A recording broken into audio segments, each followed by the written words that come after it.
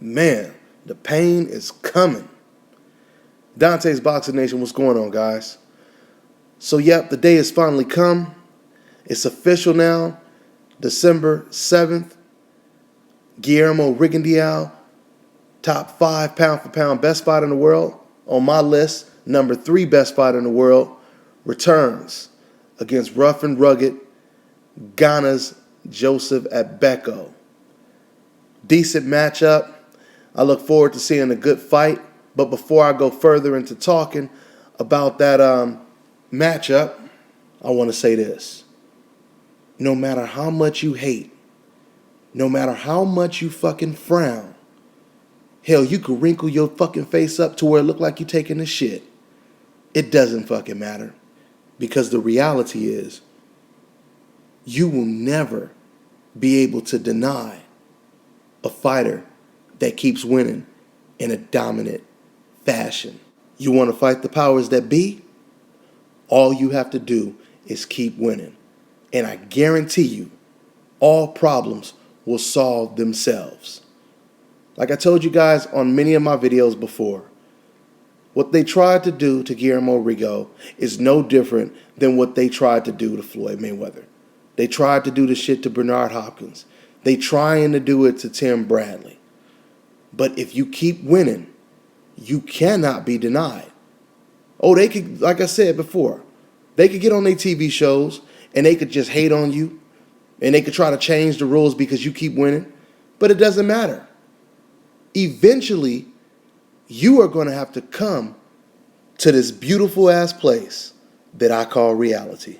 If I'm not mistaken, Rigo has 2 more fights left on his top ranked contract. After this Agbeko fight, it'll be 1 fight remaining. Like I've said in many of my videos before, I really hope that Rigo leaves Top Rank and he goes with any other promotional company, especially one where he could fight on Showtime and get all the credit that he deserves. With that out the way, let's go ahead and just make this little very quick breakdown of how I see this fight. I see Rigo mopping the fucking floor with Agbeko. That doesn't mean that Agbeko is not a good fighter, because he is a good fighter. He beat Darchinian. I believe he was beating Mares in the first fight before he kind of got robbed by the referee. He's a decent fighter, very good fighter, but too easy to hit. And I believe that this fight is going to look a lot like the Tion Kennedy fight. I kind of see Agbeko getting knocked down multiple times, if not getting knocked out once, or if not getting knocked down, once in the fight being over with. But I'm kind of leaning more towards him getting knocked down multiple times. This fight will not go past 5 rounds. I truly don't believe it'll go past 5 rounds. I'd be very surprised if it does. So, I'm looking forward to seeing all these fights. But I'm really looking forward to seeing Rigo's return. He's also going to be in the main event. So this is Rigo's first time being in the main event on HBO. Who in the hell would have thought that would ever happen, right? I remember when I first was reading this news on Boxing Scene, the first line read, Guillermo Rigondeaux will finally return on HBO, something that seemed highly unlikely months ago.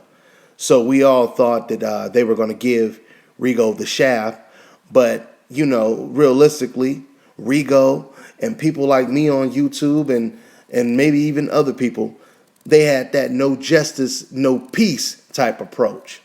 And I think the pressure got to HBO.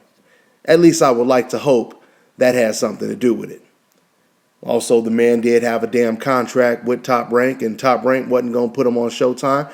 So they really had no choice but to put him on the network eventually. They were just trying their best not to do it, but they really couldn't get around it. So, the contracts haven't been signed yet. I'm assuming that they will be signed, and I'm expecting to see a very impressive knockout by Guillermo Rigondeaux. Now, if you guys will excuse me, I'm about to go ahead and entertain myself and go watch this Rigo versus Donaire fight again, and the Rigo versus Marican fight. So that's all I got to say. I'm on to the next one.